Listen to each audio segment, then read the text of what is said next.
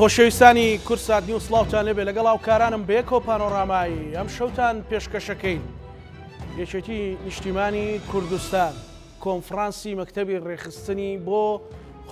خۆنوێکردنەوەی هەیکەلێتی یان پەیکەری ڕێخستن ئەنجامدا. یەکێتی وەکو خوێنێکی زیندوو لە ناو جەستەی نیشتیمان و کوردستاندا بۆ پرسە سیاسیەکان، بۆ پرسە ئاڵۆزیەکان، بۆ ڕوبڕبوونەوە بەرامبەر مەترسیەکان چۆن هەنگاو دەنێ و چۆن بڕیار دەدا و چۆن بیر دەکاتەوە. بە تایبەت کە ئێستا دۆخەکە بەرەو لە ناوچەکە بەرەو پێکدادان و تێکچڕژانی مەترسیدارە. سبەینەش ڕۆژی ڕافع گەورەکەی سەرۆک مام جەلالە کە بە هەمووانی وت کەرکووک کوردستانیە. ئەو خوێنە زیندووە لە سلێمانیەوە بۆ کەرکووک، بۆ بەغدا، بۆ هەولێر و بادینان، بۆ گەرمیان و ڕاپەڕی لە هەگبەی تازەیدا چی پێ لەگەڵ بەڕێز سرا عەبدوڵڵا ئەندامی سەرکردایەتی یەکێتی نیشتیمانی کوردستان گفتوگۆ دەکەین. کاک سرا بەخێر بێت. زۆر سپاس سپاس بۆ جەنابشت. لە ئەو جم و جۆڵە حزبیەتان دەست پێ بکەیت کە مەکتەبی ڕێخستنی یەکێتی نیشتیمانی کوردستان لە سێ ڕۆژی ڕابردوودا کردی. ئەوێت ئەو پەیکەربەندیە، ئەو جم و جۆڵانە، ئەو حرەکە تازەیە بۆ لەکوێدا تەوزیفکە بۆ خزمەتی خەڵکی کوردستان. بەڵێ زۆر سپاس. تەبەن من حەق بە خۆم نادەم زیاتر لەسەر کۆنفرانسی مەکتەبی ڕێخستن قسە بکەم. هەواڵانی کە لە ڕێخستن ئەوان باشترە بنێ دەزانم. بەس من لە عینوانی ئەوە دەست پێ دەکەم کۆنفرانسی ڕێخستن بۆیە کە یەکێتی لە ڕووی ڕێخستنەوە لە ڕووی بەدەنی حەزبی خۆیەوە خۆی بۆ ئەو هەلومەرجە تازێ ئامادە بکە کە جەنابەت ئیشارەت پێدا لە هەرێمی کوردستان بۆ کەرکووک بۆ بەغدا و لە ناوچەیەکە کە هەرەوەنە بەسە بڵێن دوێنێ ئەمریکا قەسوی ئەو ئەمریکایی کە با بڵێن بەشداری کرد لە پرۆسی ڕزگاری عێراقا، ئەو ئەمریکایە دوێنێ قەسوی بەغدای کرد. جا قەسوی چ عنوانی کردووە لە بەغدا مەسەلەیەکە و با بڵێن بارودۆخەکەی وێنە گەورەکەکەین مینیکترە. بۆیە ئەگەر لەو چوارچەوەیە لە حەق بە خۆم بدەم بۆکو ئەندامێکی یەکێتی قسە لەسەر بکەم لەسەر کۆنفرانسکە بکەم هەرچی یەکێتیەکان و هەرچی ئەم بڕیار ڕاستپادانەی کە ئەم کۆنفرانسە پێی گەیشتووە و ڕەنگە لە ئایندەیشدا لە کۆبنەی مەکتەبی سیاسی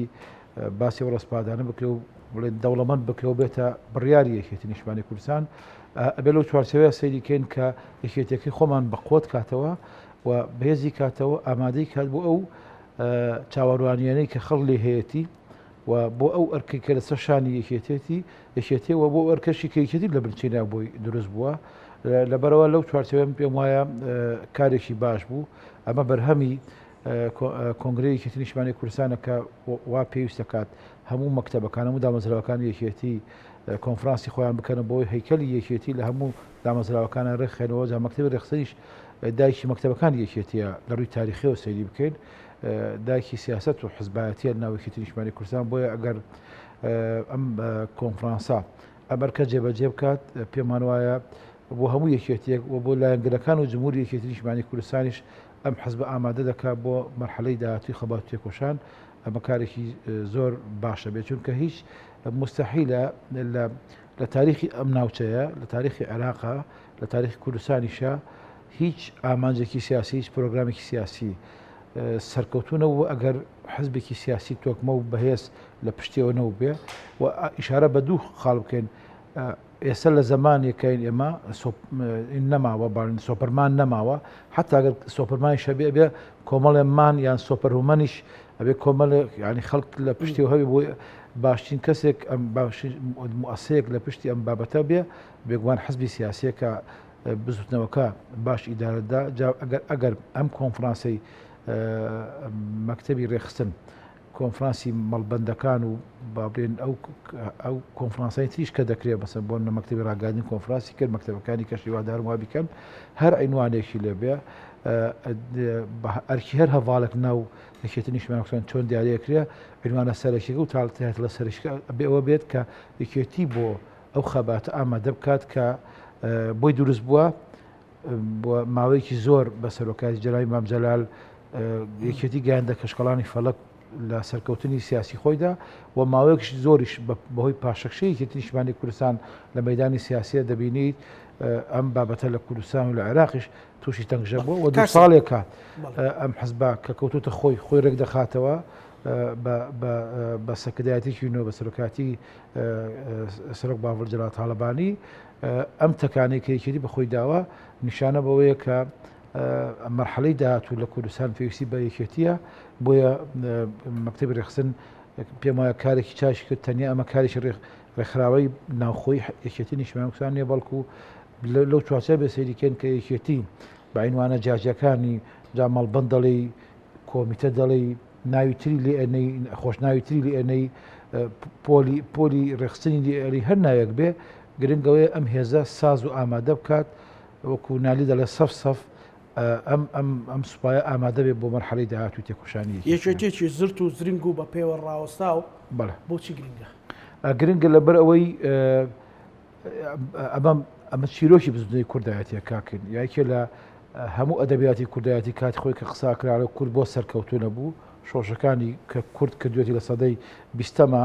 یا لە کۆتایی سەدەی 19ەوە ئەگەر لە شۆڕشی شێخ عەبدوڵڵاهی ناهاریەوە پیابین هەتا وەکو پەیدابوونی حزبی سیاسی لە کوردستانە و هەتا پەیدابوونی یەکێتی نیشتیمانی کوردستان لە ساڵ 1975 پێمان وایە نیشانی دەدا کە حزبی سیاسی زۆر گرنگە حزبی سیاسی ئەتوانێت قیادەی بستنەوەکە بکە حزبی سیاسی ئەتوانێت بستنەوەیەکی حەریف بستنەوەیەکی ڕێکوپێک بۆ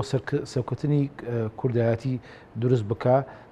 کوردایەتی زوڵم لێکراوترین بزوتنەوەی سیاسیە لە دنیاە لە ڕۆژهاڵاتی ناوڕاستە لەبەر ئەو هەلومەرجەی کە ینی کوردستان خۆی تایەتی لە داگیر و دابەشکردنەکانیە و لەبەر ئەوەی کە دوژمن و نارەکانی کورد زۆرن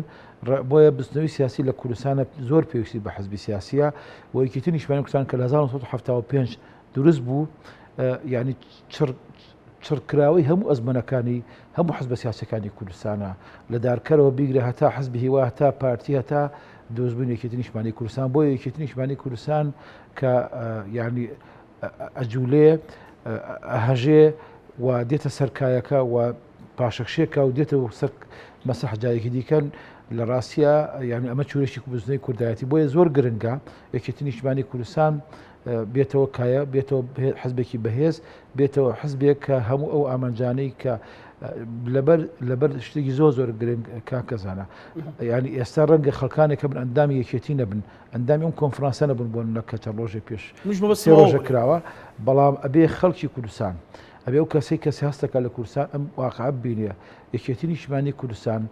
بە ئێستاکەی و بە تەنزیماتەکانی و بە تەشکیلاتەکانیەوە کە ئێسایەتی بۆ مەکتەب ڕێخستەی کە سێ ڕۆژی ڕابردوو کۆنفرانسێکی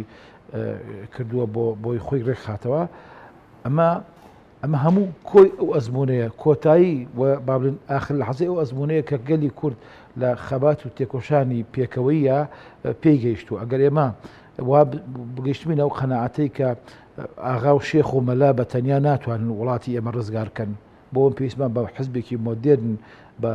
تەنزیمێکی پتە هەیە ئەوە ئەو عنوانە لە کۆنفرانسی یەکێتی نیشتیمانی کوردستانە بین بۆیە هەر کەسێک کە بۆ پێشم وایە ئەگەر چەند ڕۆژی ڕابردوو بینبێت و ئەو مینی کۆنفرانسی و پێشتریش دیداری یەکێتی نیشتیمانی کوردستان خەڵکێکی زۆر لە مامۆسایانی ئەکادمی لە تێکۆشەرانی یەکێتی بەشداریان کرد لە پەرەپێدانی ڕوویای یەکێتی نیشتیمانی کوردستان پێشم وایە ئەم جارەش ینی یەکێ لە شتە باشەکانی ئەم کۆنفرانسەوە بوو لیژنەکانی کە پێک هاتبوون مامۆسای زانکۆل لە بوارە جاجیەکانە ینی علومی سیاسی لە بواری ڕاگاندنە لە بواری کاری ڕێکخراوەیە لە بواری تێکۆشانی پەرلەمانیە لە بواری تێکۆشانی حکوومەتیە من یەک نمونەی بچووکە ئێنمەوە کاکە زانە بۆی بزانی کە چۆن گرنگی ئەم خەڵکانە بەشداریەکەن لە ڕێخستنەوەی یەکێتی نیشتیمانی کوردستانە دیداری یەکێتی کۆمەڵێک لیژان کە دروست کرا ئەوەندەی ینی لەبیرمان بێ 16 لیژنە پەیدا بوو دروست کرا بوو بەسەر لیژنەی نظامی سیاسی لە کوردستانە کۆمەڵێک بیرۆکەی تازەی تێدا بوو ئەو هەواڵانەی کە مامۆسای ئەکادیمین و ڕەنگە خەڵک لە حزبی سیاسی چ علاقەی بە ئەکادیمیەوەی خەباتی سیاسی زۆر گرنگە و تێکۆشانی پێشبەرگاتی گرنگە ئەمانە هەمووی گرنگن وایە بەڵام کۆمەڵێک ئەفکاری تازە لە لیژنەکانی لە سکتەرەکە جاجەکان لە بڵێ لە دیداری یەکێتیە پێشکەشکرا وەختێک کۆنگری پێنج یەکێتی نیشتیمانی کوردستان کرا بە دوای ئەفکاری تازە ئەگەڕاین بۆ نمەلیژە جاجەکانی بەندە ئەندام بووم یعنی سەرپەرشیاری وەکو ئەندامێکی کۆنگرە و سەرپەرشیاری لیژنەی پرۆگرامێکی نیشتیمانی کوردستانمە کرد لە ڕاستیە کۆمەڵ ئەفکاری تازەی تێدا بوو غەریب نییە لە یەکێتی بەڵام شێوە داڕشتنەکەی شێوە دانیشتنەکەی شێوە دانانی لە ڕاستیە ئەتوانم بڵم گەشەکردنێکی جێگەی سەرنجە لە فکری سیاسیە بۆ یەکێتی نیشتیمانی کوردستان بۆ لە مقارنەی بکەی لەلایەن کۆنگری 4 بۆ کۆنگری 5 ئێمە لە کۆنگری 4 هەر یەکێتیەکان کۆنگرەکەمان کرد بەڵام لە کۆنگری 5 ئامادەسازیەک هەبوو کە ئەو ڕوئیانی کە لە دیاری یەکێتی هەبوو پێم وایە لەم چەند ڕۆژی ڕابردوش کە کۆنفرانسی ڕێخستن کرا لە مینە کۆنفرانسەکانە کۆمەڵ مامۆستای زانکۆ بیرۆکەی تازەیاندایە یەکێتی نیشتیمانی کوردستان هیوادارم لە ڕووی هەیکەلی لە ڕووی شۆزیەوە ئیسپاتی لێ بکرێت. کاتە لەو پرسیارەوە بڕۆینەوەی کە کاکسران ئێستا دۆخی ناوچەکە شڵەژاوە ئاڵگۆڕ ینی گۆڕانکاری مەترسی دەرفەتیش تا ڕادەیەکە هەمیشە هەموو مەترسیەک دەرفەتە ئەگەر هێزێکی سیاسی هەبێ خۆی بۆ ئامادە بکردوێ. من نەمەوە پرسیارە بکەم یەکێتی چی ئەکا بۆی هەرێمی کوردستان وەکو ئەوترێ لە لێواری شەڕێکی یان دەرگای جەهەنەمێک بیپارێزێ؟ یەکەم بابەتێکی زۆر مۆراڵی هەیە کاکە زانا ئێمە بگەینەوە قەناعەتەی کە ئێمە بەشێک نین لەو تەنگژەیە کە دروست بووە ئەبێ بەشێک بین لە حەل لەو محور مەسەلەن بۆ لە جەمسەرگیری با بڵێن لە تێکچوونی پرۆسی سیاسی لە عێراق لە ڕێڕەوی خۆی لە تێکچوونی پرۆسی سیاسی لە هەرێمی کوردستانیش دیسانەوە بێ ئیقراری پێ بکەین لە ڕێڕەوی خۆی ئەبێ بۆ یەکێتی نیشتیمانی کوردستان دووشت ببینن یەکەم ئێمە بەشێک نەبین لە یان خۆمان وابین کە بەشێکی لە سەتاسەتی تەنگژەکە نین ئەگەر کەم و کوڕیشمانە بێت دانی پێ بنێن بۆی بەشداریکەین لە چارەسەرکردنیە و بەشێکیش نەبین وەکو بەشێک دی لە تەنگژەکە بەشێکین با بەشێک بین لە چارەسەر ئێمە بۆ نمونە سبەینێ جەناب بنمونێنێتەوە مرافعی مام جەلال لەسەر بابەتی کەرکووک طبعا مرافعی مام جەلال لە کەرکووک لەسەر کەرکووک تەنیا مرافعە نەبوو لەسەر خودی کەرکووک یان ئەوەی کە بڵێن بە شێوەیەکی ئاسایی بڵێن وەڵا حەمرین سنووری کوردستانە و تەواودای دەخێن نەخێر بۆ داڕشتنەوەی عێراقی تازە بوو ئەو پرەنسیبانەی کە مام جەلال لە مرافعەکەی خۆیان تەقدیمی کرد بۆ کەرکووک بۆ ناوچە دابراوەکان بۆ ئایندەی عێراق ئەو پرەنسیبانە ئەگەر عێراق لەسەر ئەو خەریتەیە بڕۆیشت بە کە مام جەلال لە فەرشی کرد لە بەردەم ئەندامان ئەنجومەنی حکوم لەسەر ئەو بیرۆکەی بڕۆیشت بە کە ئێمە دەمانوێت نامانوێت حکایەتەکانی کۆن باسکەین دەمانوێت عێراقی تازە دروستکەین ئەو عێراقی کە تا جەبەل حەمرین کوردستان بوو لە وڵاتر عێراق بوو ئێمە دەبێت دیاریشکە دایڕێژینەوە عێراقی دیموکراسی فیدالی بینا بکەین ئەگەر ئەو عێراقا بەگوێرە ئێمە بڕۆیشت بەگوێرە ئەو تێڕوانینە بڕۆیشت بە کە مام جەلال یەکەم کەس بوو تەرحی فیدالی لە 1970 تەرح کرد لە محاضرەیەکە لە مەدرید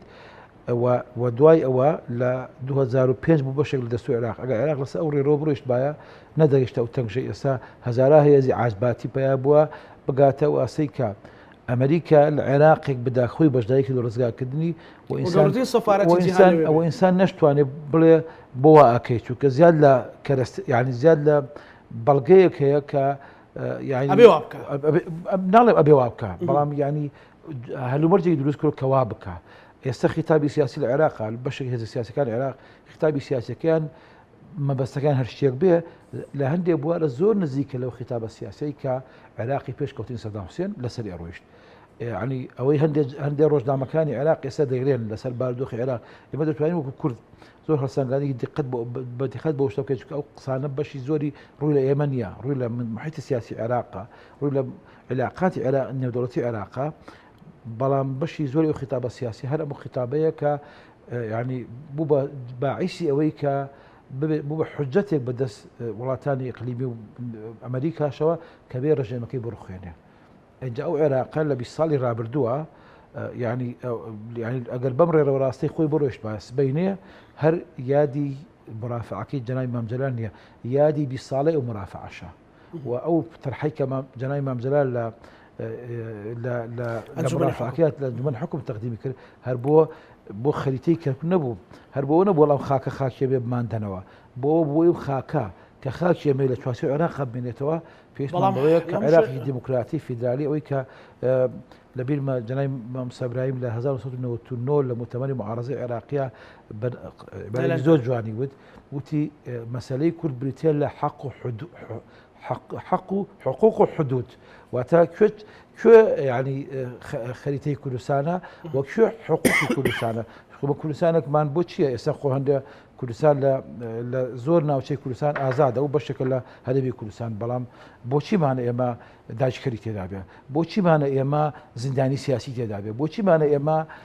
بڵێن خەڵک ژیان و گۆزەرانی تێدا نەبێتەوەتە حدود و حقوقە حدود نییە بەتەنیا حقوقش نییە بەتەنیا پێکەوەیە ئەو خەریتەیە کە جەنای مەمجال تەرحیکرد لە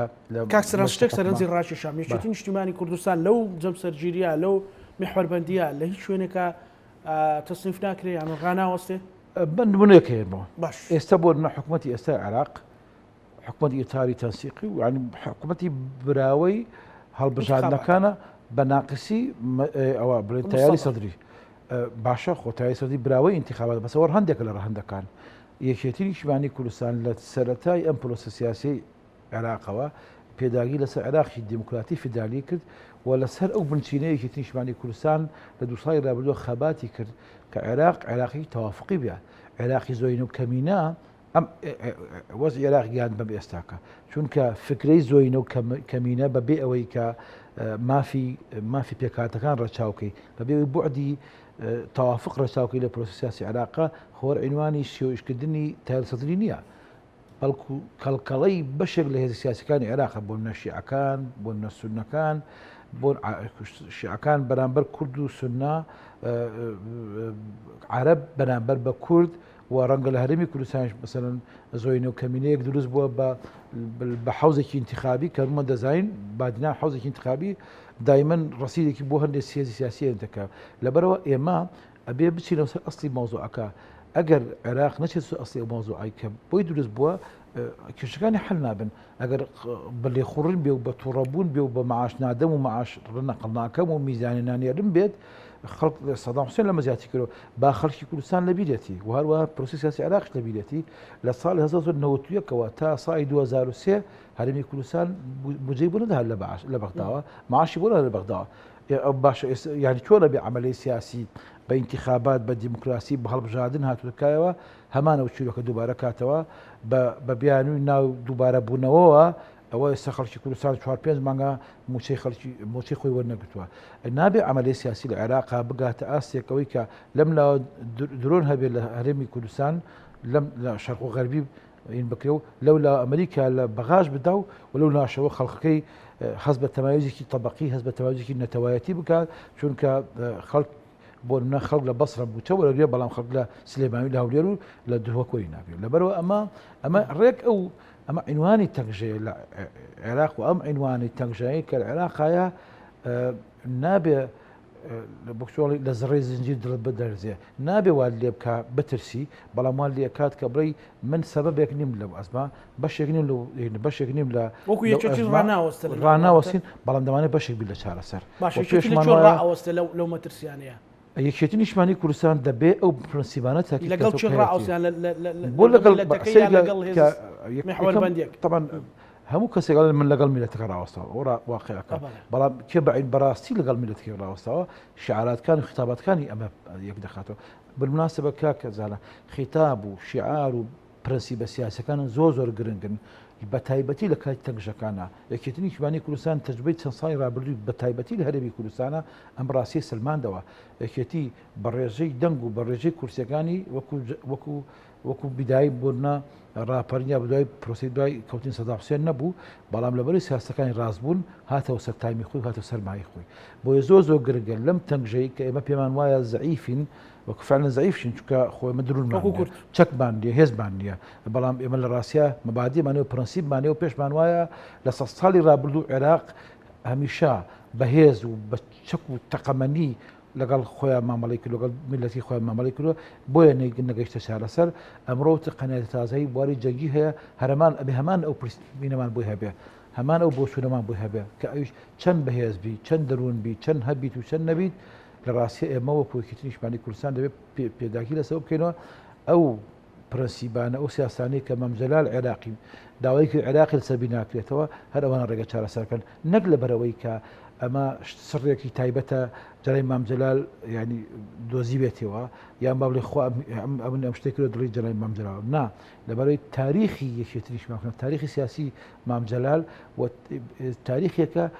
کەڵک وەرگتن هەموو ئەو بیر و بۆچوون و مەدارسە فکری و سیاسانی لە عێراق هەبووە کەسێک کە بێوێ ئیسفادە لەمانە بکە ئەولاتر کەسێک کە بێ ئیسفادە لەمانە بکە پێش هەموو شتێکێتی خۆی دەبێت ئیسفادە لەم مەدرسە فکریە بکە کە هەیەتی و ئەگەر کەسێکش بێ ئیسفادە وەگەرێکی و پارتی و تەبایی ئەو ڕێوە زۆر گرنگە ئەتوانن ئەو دەرگای نەکرێتەوە پێمان وایە وەکو نیشمان قسا گەسێک ئەم جارە ئەتوان بەناوێکی قسە پێم وایە لەبەر ئەوەی کە لە چەند ساڵی رابردووە ئەم ینی دوورکەوتنەوەیەکە بۆ نێوەیەکی نیشمان کوردستان پارتی دموکراتی کوردستان وەکو دوو هێزی سەرەکی کوردستان وەکو ینی دوو هێز کە حکایەتی کوردستانی ڕزگارکراویان ینی بەدەستی خۆیان بینا کردووە ئەم دوو هێزە دوورکەوتنیان لە چەند ساڵی رابردوو جا بە هۆکارەوەی کێتی بۆ هێزیکەی لە دروست بۆتەوە توزانم پرۆسی سیاسی پێش کەوتووە لەولا پارتی سیاسەکی جێبەجێ کردووە باشترین سیاستەکان ئەو سیاستانن کە یەکێتی و پارتی پێکەوە کردووانە و خراپترین سیاستەکان و کاتانەیە کە پیان وا بۆ یەکێتی لە مەیدانەکەدا نەمێنێ باشترە بەڕاستیە ئەمە خاڵێکی جێی شانازێ بۆ یەکێتیەکان کە لە حزور و لە غیابە لە بوون و لە نەبوونە خەڵک هەست بە دەوری یەکێتیشمان زۆر باش من دێمە سەر ئەوەی کە بەڕێزت باسی حدود و حقوق کرد کەەوەی مامۆستا ئیبراهیم ئەحمەد باسی کردووە کەرکووک یان خەتی تەماسی بەینی نەتەوەی عەرەب و نەتەوەی کورد یەکێتی براوەیە یەکێتی لە سەری ڕیزبەندیەکە وەستاوە کورد براوەیە کورد براوە ئێستاکە پارتی لەگەڵ یەکێتی داعشێ ئیتی دوایت نابێ قسەیتر بکەین ئەمە ئەمە بەڕاستی ئەمە من ئەو ڕۆیکم لە دوان یەکێ لە هێزە سیاسەکانی عەرەب بوو لە کەرکووک ئەڵێ ینی مامەعنا وامان بڕیاردا وا پێکەوە بەتەمامی لەگەڵ پارتی ئەرکەکان دابشکەن کەچی لە ناکاو بینمان پارتی و یەکێتی پێکەوە کۆبنەوەیان کردووە و بڕیانداوە لایەنی کوردی یەک خەبەت بەس تەوسەوە دەیوت هەر بەو تەوسە دەبێت یەکێتی نیشمان کوردستان پارتی دموکراتی کوردستان بزانن چەند گرنگە کوردیەک بێ فەرقی نێوان دوو کورسی نیە بەتەنیا دوو کورسی و پێنج کورسی بێتە حەوت و برا مەسیحەکانی بێتە هەشت هەر خۆی قووەتەکە خۆی زیاد لە مانایەکی سیاسی گەێنێ بۆ کورد و بۆ یەکێتی بۆ پارتیش ئەمە مانایەوەیە کە ئەم دوو هێزە پێکەوە ئەگەر لێک سەنگەری ئیشکردنابن ئەتوان جارێکی دیکە لێک جابنەوە دیفاع لە پرەنسیبەکانی خۆیکە و پارتیش دیفاع لە ئیشەکان لە ڕوانگەکانی خۆی بکات تەمان لەگەڵی نین بەڵام ئێستا وەکو کەربەزمانی زووتیاران قسە بکەین زەویەک لەوێ پەڵەی داوە حازرە بۆ ئەوەی کە تۆ بیچێنی کوردانە بیچێنی و بەرهەمەکەشی کوردانە وەرگریتەوە چەند گرینگە ئەم زرعەتە گەر وا وێنا بکەین بەرهەمدارێکی گەورە بێەوە بتواندرێت سوودی لێ وەربگیری بۆ تەجروبەی شارەکانی زانی سەیری کە کەسی پرۆسی سیاسی لە کەرکووک بکە تامی کە بەسەر کوردستان و عێراقیشەوە فعلا کەرکووک کوردستانە بچووکێ و وەروە عێراق بچووکەشە وەکو هەردوو لەو ناوڕاستە لە نێوان هەرێم و بەغداوە وەستاوە کەرکووک پێمان وایە ئەگەر یەکێتی پارتی پێکەوە بن زۆر هەلومەرجێ خەتەرە لە کەرکووک توانین تێپەڕێن ئەزانم تورکیاش مەتالیبی هەیە ئێرانیش مەتالیبی هەیە جامە با پرسیاریش کە بکەین بۆ تورکیا و ئێران و بەغدا خۆشی مەتالیبی لە هەرێمی کوردستان نییە ئەی بۆ ئێمە توانیمان پرۆسی سیاسی دروستکەین لە هەرێمی کوردستان و پەرلەمانمان هەبوو حکومەتمان هەبوو خۆپشاندانمان هەیە و کەواتە بوونی فاکتەری ئیقلیمی کە بیانێ دەور بژێن لە کوردستان جا کوردستان بە تێکرایی وەکو هەرێمی کوردستان وەکو کوردستان بڵێن بە کەرکووکەشەوە یان بەکو هەرێمی کوردستان ئەمە بەڵگەوەیە کە ینی بوونی ڕۆیای ئیقلیمی زەختی ئیقلیمی گوشاری ئیقلیمی یانەوەی کە ئەوانش لە سێڵڤەکەیە دەرکەون هیچ مەسەلەکە ناگۆڕێکە صاحبی سێڵڤی ئەسڵیەکە خەڵکی کوردستان خۆین ئەگەر یەکێتی پارتی پێکەوە بن وەک لە یەکەم کۆبنەوەی بەسی محافەزە ڕاستە هێزەکانی کە بەشداریەکە کەواتە لە ڕووی قانونیەوە تۆ ناتوانانی بڵێ حکمانی بڵێن ئەنجومەنی پارێزگای کرد کۆبەوە بەڵام چەند دیمەنێکی جوانە هەشت ئەندامی دوای غیابی لە دوای 16 ئۆکتۆبرەوە کە کورد لەناو دامەزراوە ڕسمیەکانی دەوڵەتی عێراق نەماوە ام بناء تازي انجمني طبعا بناكش تازي انجمني بارازگای كربو يعني وفدي كيتيو بارتي بيكو ودقل خوشك مسيحي مان اسلنا ومسي محافظه اما اقتحامك سياسيه وخليك بلم جوانتل لو اقتحامك كاتي خوي بون على كردستان مال مسي محافظه كركو هلكدو في الريفراندوم ماكل ام ديما جوانا بيمان داليك بنتيجه كرد دنگدان وبخبات وتيكوشاني مدني خوي واي كردووە يعني هێزێک ئیقلیمیەکان ناتوان بە تەنیا برادن برێ لە چیە دەرێکی لە با محافظ بۆ منێکی لە بیدەرە منێکی لە وای لێکەمێکی وایکم ئەچین ئەخیرەن دەچینەوە سەر ئەو پرەنسیبەی کە جەناوی مامجلال بۆ چارەسەری وەزی کرد و حەلی کرد کەویش 32 بەڵام بێگومان براگەورەکتایە لەم پرۆسەیە بە انتخابات ئەبێ کورد بێ ئەو کەسەی کە تەرحی دەکا خۆی هەر لە خۆیە ئەو کەسەی کە تەرحێکا خۆی لە خۆی بێتە براگەورە بەڵام ئێمە نەمان بین لە چەند ساڵی ڕابردووە محافظي كركوك باوكارك حكمي كركوك ترى شي تقديم لك بلا كاكا ورا من جاكريك دم ايوا كاكا ورا بورمنا با بيش وقت انتخابات يمكن ابو باسي زماني تعريب ناكي كسي صار صار تعريب كلاو كسني وكاكا اما بو اكن بو خلد لكن بو كرد لكن بو تكمان لكن بو يزور زو جرينجا يما لمعادله سياسيه بو بابتي كركوك وكشون لمعادله سياسي بو هدمي كردستان رشاوي بلين رويا اقليمي كش ما نكرت بەڵام نابێت دەست بەردای خەونەتەوەیەکی خۆشمان بین بۆ کەرکووک شەماشت وایە زۆر گرنگە بزانین تورکیا چێڵێ ئێران چێڵێ بەغدا چێڵێ چوزانم ئەمریکا چێڵێ بەس هەر چاو ئەمانە هەمووی قسێبە بەڵام لەوەش گرنگتر ئێمە هەڵبژاردنمان کردووە هێزە سیاسەکانی کوردستان بەجیاش بەشداریان کردووە یەکێتی و پارتی بەجیا بەشداریان کردووە حەوت کورسیان هێنا خۆگە پێکەوە بەیان باشتر خۆی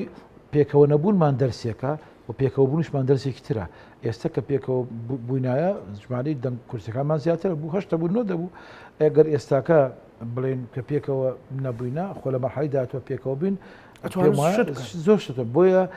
دەبێ یان بەم لەم چوارچێوە سەری عێراقیش دەوری هەیە بەغداش دەوری هەیە لەم پرۆسەیە یعنی ئێستای بەوەتە لە زۆر محافەزەکانی تر عێراق خەریکن حکومەت تەشکیل ئەکرێ ماوەتەوە سەرەوەی فەوت بخەینە سەر کەرکووک نابێ ئێمە لەو کاتێک کە دەنگمان هەیە لە کەرکووک وەکو کورد ڕێژەمان هەیە کورسیمان هەیە لە مەسی محافەزە ئیتر کاتی ترس نییە کاتێوەی قسە بکەین تروحات تقدیم بکەین وم پێم وایە ئەو تروحاتانەی کە یەکێتی و پارتی تەرحی دەکەن دەبێتە سەربەرزی بۆ یەکێتی بۆ پارتی بە تەنیا دوو کورسیش ناکە بۆ یەکێتیش بە تەنیا 5 کورسی هەریش ناکە بەڵام پێکەوە دەتوانین زۆر تروحاتی جێبەجێ بکەین و پێشم وایە لە مەرحەلەی داهاتوە ئەمە بۆ خۆشباوەڕی نییە بڵێ بەڵام خۆشباوەڕم یەکێتی پارتی پێکەون و بەیان کێشە نابێت بەڵام هەر خۆی ڕۆژانە پرۆسی سیاسی لەم ناوچەیە بە یەکێتی و پارتی دەڵێ نەک بە یەکێتی و پارتی بە حەزبەکانی کەس دەڵێ پێکەوە بن ڕەنگە یعنی تەراجع ڕوودەدا پاشەکشی ڕوونەدا بگرە ڕەنگە چانسی ئەوشتانەوە پێشکەوتن ڕوودا لە پرۆسەکەیە جالەبەر لەو چوارچێوەیە دەبێ ئێمە سەیری باشە من ئەمە بکەین یعنی سیر بە انتخابات هاتوونەتە پێشەوە بەرحەلەی داهاتوو با پێکەوە کار بکەین کاسران با تۆزە ورتری کەمە وەکو یەکێتیکە وەکو کتێمێکێتی سەرکەوتوو لە ناوچە کوردستانەکانی دەرویدارم لەو کورسیتان هەیە ئێستایەوە کورسی بەر بەبرا توپانەکانەوە بەبرا بەسیحەکەوە من هەمووی هەڵێ مەم خەتەکانە لەم تا شنگان ئەوکو یەکێتی هەموو کورسەکانمان لە ناوچە دابراوەکە لە ناوچە دابراوەکە و جەنابیش تەوزیفت کرد بۆ کورد لە وای ڕاست بەڵێ ببرە ئەوە هینێکات پژمینێکات کاکسران انشاءالله خێری بێت ناتوانم لە جیاتی برادای کورسا برادەم بەس ئەتای پژمێ سپاس دەکەم ئێوە سەرکەوتوو بوون یەکێتی سەرکەوتوو بەڵێوە بەڵێ بۆ هەرێمی کوردستان زۆرێک لە کادرەکانتان ئێمە لە سەرەتا باسی ڕێخستن کۆنفرانسی مەکتەبی ڕێخستنمان کرد هەست دەکەم بەو هەوایە بووسە هەوای سەرکەوتنەوە چاو لە هەرێمی کوردستانەکەن هەوای سەرکەوتو زۆر خۆش ناکەن دۆخەکە جیاوازە خۆی ئەگەر هێزی سیاسی خۆی ڕێ خاتەوە دەتوانێت هەندێک جار خراپی هەلومەرجەکەی بێتە ینی بێتە ئەوەی پاڵنەرێک بۆی خۆی بەتین کاتەوە خۆی بەهێز کاتەوە بەڵام هەندێک جاش هەوای سەرکەوتن خۆشە ئەوەی کە ئێمە یەکێتی نیشتمانی کوردستان لە ناوچەیدا نیوەی کاکە هەرێمی کوردستانی ڕزگارکراو ئەوەی کە بەنای هەرێمی کوردستان ناساوە لە دەستوی عێراقیە جێی دڵخۆشیە کە ئینە بەڵام ئەسا پەنجاوێکی خاچی هەرێمی کوردستان لە دەرەوەیە یەکێتی نوێ کورسی هێناوە ئێمە دەبێت بەو نەفەسەوە زۆر تەبیعی زۆر نۆرماڵە وەکو چۆن هێزی تر حەزەکە بڵێ ئەوەی کە هەرێمی کوردستان نوعێکەوەی لە بڵێ ناوچە دابراوەکان زۆرێکی وڵا زۆر ئەیڕێوانە بابیان بەڵام لە ڕاستی ئێمە عکسەکەشی دەڵێن ئێمە دەڵێن لە ناو عەرەب و تورکمان ئەو دەنگە زۆرەمان هێناوە لە ناو کوردەکەی خۆمانە ئەمەلمان بۆ زیاتر بێنین جا حکومڕانەکە فەشەری هێناوە یان هەندێک کەم و کورتێدا دەڕاستی ئەگەر ڕەنگە یەکێتریش مەکسان وەکو حکومڕان وەکو تەرەفێک لە حکومڕانی بەشێکی زۆری بەرەکەوێت بۆ وا دەرەکەون کاستران بەڵام پێتانڵەن هەم دەسەڵات سیاسی لە کوردستان ناتوانێت هێزێکی سیاسی لێ دەرکەی بڵێ وڵا ئەمە هێزێکی پاکژە بەبێ کەم و کوڕیە بێگومان ئۆپۆسیۆنەکان هێشتا خۆیان تاقی نەکرد لە حکومەتە بەڵام لە ڕاستیە خۆیان تاقیکردنەوە لە حکومڕانیکردنا خۆیان تاقیکردنەوە لە بەشێک لە تێکچوونی فەزای سیاسی لە هەرێمی کوردستانە من ناوێزێکی دایکراو ناێنم بەڵام پێم وایە کە ئەگەر هەرێمی کوردستان لە تەنگژەدایەمە کێشەی نخبەی سیاسیە لەناو نخبەی سیاسیە بە پلەی یەکەم یەکێتی و پارتی وایە ئەوە وەکو یەکێتی ئیقرار بەمە دەکەین بەڵام پێمان وانەیە خەڵکی دیکەش بێکەم و کوڕی بێ یان با بڵێن بێگوناه بێ لەم پرۆسەیەدا لە حکومڕانیە لە ئیداری مەلەفی ئابووریە لە ئیداری مەلەفی بازرگانیە لە ئیداری زۆر مەلەفاتی لە ئیداری میزاجی میدیاییە لەبەرەوە پێمان وایە وا سێری دەکەین پێشمان وایە غیابی یەکێتی نیشتمانکوسان لە چەند ساڵی ڕابردوو تێکچوونی بەڵانسی هێز لە کوردستانە کە هێزی دیکە نەیتوانێت جێگای یەکێتی نیشتمانکوسان بگرێتەوە باشترین بەڵگەیە کە کاتێوە هاتووە خەڵکی کوردستان هێزە ڕەسەنەکەی خۆی تاقیب بکاتەوە کە یەکێتی نیشتمانی کوردستانە یەکێتی نیشتمانکوسان شایانی ئەوەیە کە لە هەڵبژاری داهاتی کوردستانە ڕقەمی یەکەم بێت و وەکو بێتەوە ساحەکە بۆ ئەوی بتوانێت ئەو ئەرکانە جێبەجێ بکە خەڵکی دیکە بە کورسی کەم و بە کورسی زۆر نەیانتوانێت چارەسەری بکەن بۆ خەڵک یەکێتی بکاتەوە هێزی ڕقم ئەی بۆ نەیکاتەوە بە تێکۆشان بە خەبات بە ماندووبوون بە کەم و کوریش هەر کەم و کوورەکانیشمان لە چەند ساڵی ڕابردووە بەڵگەی ئەوەیە کە یاعی لە غیابی ڕقابە لەسەر یەکێتی نیشتمانکوسان لە غیابی ئەوەی کە بڵێ چۆڵی هەم سزای دەی هەم چانسی بدەیتەوە بۆ یەکێتی نیشتمانکوسان پرۆسی سیاسی بەم شێوەی داهاتووە کە ئایا بۆ نمونە پرۆسی سیاسی کە لە کوردستان تووشی تەنگژە بووە لە عێراق تووشی تەنگژە بووە لەسەر پرۆسیبەکانێکی تووشی تەنگژە بووە لەسەر دنیا بینەکانی یەکێتی نەخێر ڕەنگە لێ لە ڕەفتارێک لە هەفتاکەوتێک دەوری هەوێ لە یەکێتی باس پێمان وایە یەکێتی نیشتمانی کوردستان لە مەرحەلەی داهاتووە خۆی گوێز کردوێتەوە و پەیام و مەسەجەکانی وەکو جارانی سەردەمی جارانی مام جەلالە لە مەرحەلەی داهاتوە شانس هەر نەک لەبەر خاتری یەکێتی نا لەبەر خاتری یەکێتیەکان لەبەر خاتی من و تۆ نا لەبەر خاتری کوردستان پێویستی بەوەیە کە یەکێتی نیشتمان بێتەوە ڕقەمی گەورە لەناو پرۆسی سیاسی هەرێمی کوردستان و عێراق چونکە ئەرکەکانی داهاتوو ئەمە فەرزەکە بەسەر یەکێتی نیشتمانکوسانە و ئەوە بە هینێکی خۆش پێ بڵێم کاکزانە بەندا ینی کەم سەفەرە لە دەری وڵاتەکە بەڵام ساڵی 2011 لە گەرمەی بڵێن بەهاری عەرەبی کە خۆپیشاندان بوو لە تونس هەرکێم ئەبین لە مەراکزی ئەبحاس کە لە مصر سەدای مصر بکرد ئەویت ئەوەی لە مصر لە تونس ڕوویداوە لە مصر دووبار نابێتەوە وانێ بەڵام هەفتەیە دوایەوە من لە سەفەرەکەم تەواو گەڕامەوە لە مصر ڕوویداوە لەبەرەوە حەزەکەم بیزان ئەو خەڵکانی پیان وایە ئەوەی لە هەرێمی لە کەرکووک و ناوچە داوڕەکان ڕووی نەداوە موژدەیان دەدەبیان جا مژدە عینەکە مژدە دەم بوو لایەن دۆستەکانی یەکێتی و خۆشەویستانی یەکێتی بۆ ئەو کەسانی کە پیان خۆشێکی بێتە سەحاکە مژدەیان دەدەمێ ئەوەی لە کەرکوو ڕوویدا لە هەرێمی کوردستان دووبارە دەبێتەوە دەڵم ئینشەڵڵا بەڵام بەندەکانی خوش لەسەریانە خەبات بکەن کە ئەو ئینشەڵڵا بێتە واقع و ئەگەر پیان دەڵێم ئینشەڵڵا ئەوەی لە کەرکوو و ناوچە داوراوەکان ڕوویدا لە سلێمانی و لە هەولێر و لە دۆک ڕووە داتەوە ئەوەی یەکێتی نیشتمانکوسان ئەوە دووبارە کاتەوە کە ئەوە ئەکات کە لە کەرکوو ناوچە داوراوەکان کردی ئەو خەڵکش ڕایشکەیە سوودی بۆ خەڵکەیە بۆ مەسەلەی موچە بۆ ژیانی خەڵک بۆ گوزرانی خەڵک موچە ئەم تەنگژە ئابووری کە ئێستا لە هەرێمی کوردستانە چییە بەرهەمی چییە بەرهەمی کۆمەڵە فاکتەرە کە یەکێتی یان قسەی یەکەمی تیانە کرد یان بێدەنگ بوو یان پەکی کەوتبوو ئەو تەنگژە سیاسی کە یەکێتی نیشتمان کە بەشێکی سەرەکی ناڵم بەشێک نەبوو لە قەرار بەڵام بەشێکی سەرەکی قەراردەرێکی سەرەکی نەبوو لە پرۆسی سیاسیە بۆ لە چەند ساڵی ڕابردووە ئەو تەنگژان ڕوویدا لە دوای نەخۆشکەوتنی مام جەلال بە تایبەتی لەبەر تەنگژەی ناوخۆی یەکێتی نیشتمانکوسان لەبەرەوەی ئەو دوو کەرتبوونی ناوەکێتی ڕوویدا و چەند کەرتبوونەی دوایی ڕوویدا هەموو ئەوانە بەڵگەیەوەیە کە یەکێتی نیشتمان لە غیابی یەکێتیە ئەم تەنگژان لە هەرێمی کوردستان ڕوویدا یەکێتی لە مەرحەلەی داهاتووە ئەمە ڕاست دەکاتەوە و قبولی ناکە و هەرێمی کوردستانیش و خەڵکی کوردستانیش ئەتوانن نێکێتی تاقی بکەنەوە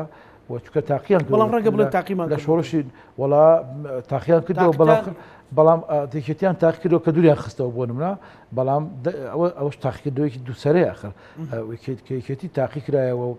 لە سەرکەوتنە مەکاسی بۆ گەلەکەمانە بۆ ڕاپەڕ ڕوویدا حکوومەت تەشکیل بوو سەدام ڕوخا ئەو پرەنسیبانە هەمووی بەرنامەی یەکێتی نیشتمانکوسان بێگومان لەگەڵ هێزەکانی تر کردوێتی بەڵام یەکێتی جەوهەری ینی چۆڵی پەینی سەرەکی ئەم پرۆسەیە کە لە هەرێمی کوردستان لە عێراقا ڕوویدا مەرحەلەی دووەم کە یەکێتی سزادرا دوور خراوە لە پرۆسی سیاسی ئەو بەرهەمەکەی ئێستا دەبینن بۆیە خەڵکی کوردستان هەرەوەنەیە یەکێتی سزا بدا پێمان وایە کاتێواتۆ چانسی بداتەوە پێشمان وایە ئەو چانسە ینی ئێستا لە هەلومەری سیاسی کوردستانە ئامادەیە و هێزی سیاسی دەبێت بەو نەفەسەوە ئیش بکات کە بەڵێ ئامادەیە و ئێمە کە بۆ ئەشرات هەیە ناوی یەکێتی خوێنەوە لە کۆنفرانسەکانی مەکتەبی ڕێخستنەوە لە هەڵوێستەکانی یەکێتی نیشتیمانی کوردستانەوە هەڵوێستە نیشتیمانیەکان و هەڵوێستە نەتەوەیەکان و هەڵوێستە ڕەسەنە عێراقیەکانیشی دیسانەوە یارمەتی دەرەوەیە کە یەکێتی لە مەرحەلەی داهاتوو بتوانەوەی دیعا بکە و من پێم وایە ئەتوانێت سیاسەکەوت بین. ئەتوانن یەکێتی ئامادەیە بۆ هەر گۆڕانکاریەک یان یەکێتی زۆر جار تۆمەتبارەکرێ یان زۆر ڕەقلی ئەدرێ ئەتوانێت ئەو خەتێکی میهرەبانی هەیە یەکێتی بۆ لە پێناو کووردا خەتی میهرەبانی بەڵام لە ماوەی ڕابردەوە میهرەبانی ئستیغلال کرا بە خەتی مامجلالە ینی مامجلال باوەڕ بۆ هەموو لایەنە سیاسەکان دەکاتەوە ئەم خەتە نابێت یەکێتی لە سەیلابدا و ئەمە منەتیش نییە بەسەر خەڵکی کوردستان چکە ئەمە ناو کوردستانە سیاست دەکەین خۆ بە لە پاکستان سیاست ناکەین تا بڵێن ڕەقبین یان نەربین ئەمە لەگەڵ ملەتی خۆمانەوەین بۆ نمونە کە یەکێتی زۆر کەسەڵ یەکێتی نیشتیمانی کوردستان بۆ دەنگ واکە ئێوە یەکێتیش هێزێکە دەنگی ملەتی خۆی دەوێت خۆ ئێمە ینی هیچ ناتۆمان نییە ینی گەلەکەی ئێمە هەر ئەمەی هەیە کە یەتی هێزەکانی خۆی پێشبەگی هەیە ڕێخستەکانی خۆیە جەماوەری خۆی هەیە خەڵکیکە ڕەنگەشتیش کە هەبێ ئێمە پێمانەوە یەکێتی نیشتیمانی کوردستان ینی بەو جەماوەرەی کە هەیەتی بەو خەڵکی کلی ئاز بووە و ئێستا چاوی لەوەیە کە یەکێتی نیشتیمانی کوردستان ینی بڵێن کە مکۆرەکانی خۆی چارەسەر بکاو و ڕاستەڕێەکەی خۆی پێشە بوو کەسێک چارەسەر بکاو بێ بۆی بتوانین ڕاستەڕێ حکومانی چارەسەکەینەوە پێمان وایە بەشێەوەی تێدایە و کاک زانەمەند ئێستا کە وەکو ئەندامێکی قسە دەکەم یا بابلن ئەو کەنداوی سەکردایەتێکی قسە دەکەم ئەمە وعد نییە بڵم خۆم دەیدەم من پێم وایە ئەمە وعدی هەموو یەکێتێکە بەس ڕەنگەم بۆ من لەم بەرنامەم باشتر دەتوانم تعبیر لێکرد بێ بەڵام یەکێتی نیشتیمانی کوردستان هەموو یەکێتێک لە شوێنی خۆی ئەوەی کە گلەی هەیە کە ڕوویایەکی هەست بەو گەرمیە دەکا کە بەم ساردیەی ناو ئێستا جەوی سیاسی جەوی کوردستانە باڵن سروشتی کوردستانە دەزانێت کە یەکێتی نیشتیمانی کوردستان بە دڵگەرمیەکی تازەوە لە ملی ناوەتە بۆم خەباتە و ئێستا دەشبینین هەموو تێکۆشانەکانی یەکێتی لە با لە تەجربەی ڕابردووی یەکێتی و سیرکەین بۆ تەجربەی یەکێتی نیشتیمانی کوردستان کە بەتەنگ هەموو چارەسەری کێشەکانی خەڵکی کوردستانەوە پێشمان ئەمە نەتیجەی دەبێت و نەتیجەشی دەرەکەیە و ئەوەشی کە عکسی ئەمە دەکات لە ناو پرۆسی سیاسی هەرێمی کوردستان و عێراقا ینی وا دەبینین عێراق جێگای دڵخۆشی نییە وەزی هەرێمی کوردستانی بەبێ کێشە نییە بەس پێمان وایە تروحاتەکانی یەکێتی نیشتیمانی کوردستان هیمەتەکانی یەکێتی نیشتیمانی کوردستان بە شێوەی تێدایە کە ئەم تەنگژەیە تێپەڕاش هەواڵێکی خۆتان یەکێتی نیشتیمانی کوردستان کا فەراسەنگایە مەسەل ئەمڕۆ لە دوانێکیدا ئەڵێ منتەقی تێدا نییە ئەو هەموو هێزە لە مەسەلەی زۆنی سەوز لە ململانێ دابن زۆنێکی تریش بە ئارامی بە ئیسراحەتی خۆی کورسەکانی هەبێ ئەمە بۆ دیوە دیموکراسیەکەی جوانە بەس کات هەست ناکەن کاکستران ئەو هەموو ململانێ سیاسی و ئەعلامیە سلێمانی و هەڵەبجە و گەرمیان و ڕاپەڕینی ماندوو کردو شەکەتی کردو پێویستی بەوە هەیە کە قەرارێکە بێ ئەو مەرکەزیەتە زۆر جار خزمەتەکە وانە مرکزیتێکە بێ بۆ خزمەتکردن مرکزیتێکە بێ بۆی سەر نەشێوانێکە بێ ڕەنگە مۆدێلی یەکێتی خۆی لەناو خۆیدا باشترین مۆدل بۆ هەموو کوردستانیش یعنی خەڵک بە ئازادی قسەی خۆی بکە ڕوویای خۆی بڵێ ینی لە چەند مانگی ڕابردووی یەکێتی نیشتیمانی کۆنگرەی خۆی بەس زۆرترین نیقاشی تاکرا لەبیر مەسەرەوەی یەکێتی نیشتیمانی کاک بابڵوتی وەڵا حەزم کرد کاکە دووسێ هەفتە بخایەنێ یعنی ئەمە قسەی کەسێکە کە یعنی بەوە ناساوە خیتابی سیاسەکەوەیە کە با خیتابی یەکێتی یەخین لەبەرەوە بوونی هێزی سیاسی لە منتقەی یەکێتی لە زۆنی سەوز نعیبێ نە پێشمان ناخۆشە بەڵام دەبێ ئەو خیتابە سیاسیش زاڵ بکەین سەر بخەینە ناو یەکێتیشمان کوردستان لە پەناو ڕوویا جیاوازانەوە دەبێ یەک ڕوویە هەبێ نەکرد بۆ ناوچەی سۆز بۆ هەموو کوردستان ئەو ڕوویایی کە ئێستا باسیەکەین بەوەی کە فەرهاد وتیان هەر هەواڵێکی لە یەکێتیشمان کوردستان دەڵێ ئینا پێویست ناکە خەڵ لەسەر کەوڵی یەکێتیشمانی کوردستان خۆی بە دیموکراسی نیشاندا یا گەشە بکە یان کورسی بێنێتەوە خۆ کوردستان هەموو کوردستانە بە هەندێک هێزی سیاسی بچێت لە بادنیانە خۆی تاقیکاتەوە با هێزێک سیاسی بچێت لە هەولێر خۆی تاقیکاتەوە ئەگەر نایکات ئەو یەکێتی خۆی تاقیکاتەوە چونکە یەکێتیشمان خۆی بە حەزب هەموو کوردستان دەزانێت ئێمە مشکلەشمان نییە هێزی سیاسی تازە هەبێ یان کۆن هەبێ خۆی تێڵچێتەوە خۆی حازر کات ئەمە کێشە نییە هێزی سیاسیە بێت کورسی بێنێتەوە فراکسیۆنی بێت لە پەرلەمان ئێمە قسە لەسەرەوە دەکەین چی خیتابێکی سیاسی دەتوانێت هەموو هەرێمی کوردستان یەک خاتەوە و بێتە ساحەبی قەرارێکی سیاسی دروست لە ئەزمەی سیاسی لە عێراق لە ئەزمەی سیاسی لە هەرێمی کوردستانە یان ئەوەی کە گرامشی جوان وەسفی کردو ئەڵێ ینی کتلێکی تاریخی هەبێ کتلەی تاریخیەوەی کە لەم ناوچەیە ڕێبازی سیاسی دیاریکرا هەیە ڕێبازێکی تریش هەیە و ئەم دوسێ ڕێبازە با تێکۆشان کەن پێکەوە بەڵام لە مەسەلە سیاسی گرنگەکانی کوردستانە یەک هەڵوێز بن من تێناگەم بودجەی هەرێمی کوردستان یا موچەی خەڵکی کوردستان چ پێویستەکە 4-5 هێزی سیاسی هەبێت ئەرێکی بەنەوەی گرنگەوەیە ژیان و گۆزانی خەڵکی مادەی 140 بۆ نمونە مادەیەکی دەستوری بۆ ناوچە دابراوەکان شکلی فیدرالی عێراقە چارەسەری مەسەلەی کورد یعنی ئەمانە هەمووی با هێزی سیاسی جاجاش تعبیرەکە بەڵام چارەت نێتەوە بێ کوڕ یەک خیتابی سیاسی بیت کە ئەو پێداویستانی گەلەکەمان پڕکەیتەوە جا بە شێوەزی جاجە ئەیڵی مشکلێک نییە بەڵام من پێم ناخۆشە هێزی سیاسیە بێت لە هەرێمی کوردستان دەنگ بێنێت لە سەحسابی خەڵکی سلێمانی خەڵکی هەولێر یا خەڵکی بادینان بەڵام بچێت لە بەسەڵ بیفرۆشە بچێ ئەمە مشکل هەرە گەورەکەیە ئێستا خەڵکی سلێمانی بۆ نمونە حێراکی سیاسیە حێراکی ئیجتیماعیە حێراکی پیشەی هەیە لەسەر مافەکانی خەڵک موچە ئەمە لەو منطقەیە هەموو کەس ئەیزانێ و ئەیبینێ بەڵام ئەم پرسیاری ئەوەی ئەی باشە نوێنەکانی ئەمان لە پەرلەمان لەکوێن چیان چەند ساڵی ڕابردووە هێزی سیاسی شەریکی یەکێتی نیشتیمانی کوردستان لە کورسەکانی ئەم ناوچەیە بەڵام کردایی نابین یەکێتی نیشتیمانی کوردستان بە 18 کورسیەوە توانی وەقفە بکە بە هێز سیاسەکانی تر وتی ئەمە مڕەشەحەیەکمانە بۆ پرۆسی سیاسی ئەمە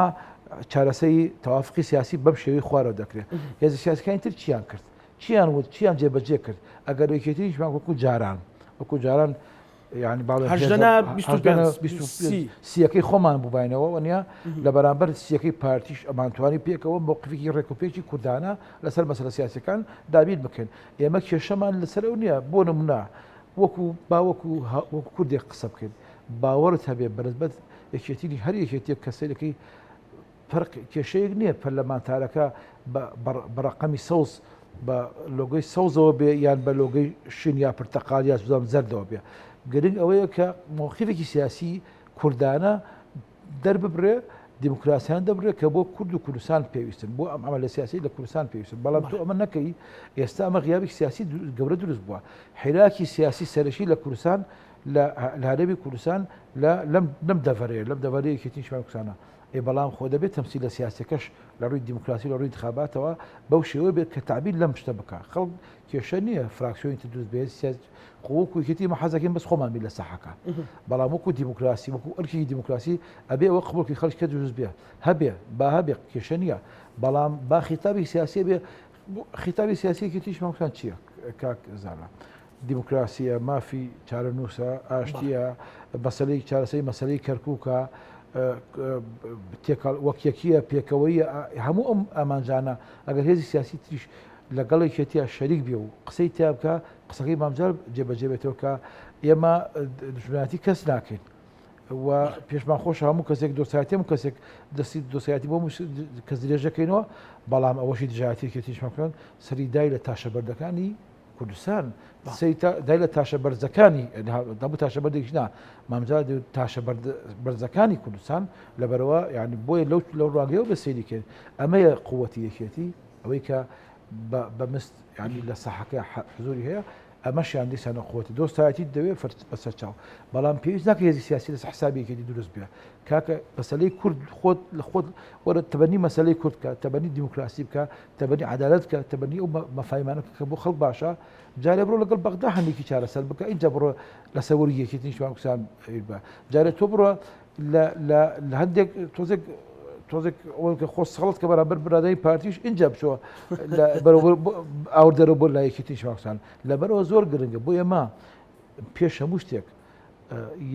یەک خیتابی سیاسی کوردیمان هەبێ بۆچی بۆ ناکە کورد خۆی لە چزانم بەرامبەر عەرەب بە شۆڤێنی بە ناشۆڤێنیانەوە ڕاوەستێت بەڵام بۆ ئەوی ڕوحاتە سیاسەکانی کە عێراقی تازەی لەسەر دروست بوو سەرکەوتوو بێ ئەگەر عێراقی جاران سەرکەوتوو بە نەدەگەیشتە ڕوخاندنی سەدام حوسێن لە 2003 بۆیە چانسی بەردەم ئێمە ئەمەیە کە ئەم پرۆسەیە سەر بخێن و لە هەرێمی کوردستانیشە کێشەمان خەڵک ئەتوانێت هەبێت ئەتوانێت هێزی سیاسی دروست بێت ئەتوانێت دەوریش بیجارێ بەڵام لە ڕاستیە پێویستی بەوە نییە هێزی سیاسی کە دروستە بێ لەسەر وریەکی دروست بێ یان یەکەم قسەی لە بجاتی بەرامبەر نارانی کورد و کوردستان بێ لە بەرامبەر دارانی دیموکراسی بێ لە عێراق بەرامبەرێکی تیشمان کوسان بێت خۆیکێتی توانێت قسەی خۆی تابکە و دوابشانداتەوە و بناسەوە کاکەزان لە هەندێک جار ئەوە لە ئەدەبیاتی عەرەبیە هەیە هەندێک جار کە تۆ جوابی خەڵک نادەیتەوە جوابی هەندێک خیتابی سیاسی نادەیتەوە ئەوە نییە جوابت پێ نییە ئەوەیە ئەو خیتابە ئەوەندە نزمە پیا و شەرمی پێدێ جوابی چی بداتەوە لەبەرەوە پێم وایە هەندێک جواب نەدانەوە نەکەرێکێتی هەندێک جار کە سیاسەکان جوابی هەندێک خیتابی سیاسی نزم نادەنەوە لەبەرەوەی خیتابەکە نزمە ئەبێ خۆ وازی دەبێت تەجاوزێکی پێمانوانەیە یعنی لە زۆعیفی بێ یان لە قووەتی حجەی جوابدانەوەمان نییە زۆر زۆر سپاس بۆ بەڕێزدایەتێکی نیشتمانی کوردستان سپاس بینەرانی خۆشەویست لەگەڵ هاوکارانم پارۆڕامای ئەم شۆمان پێشکەشکردن لەمەلایەکتان ئەمانەتی خوای گەورە بخواتان.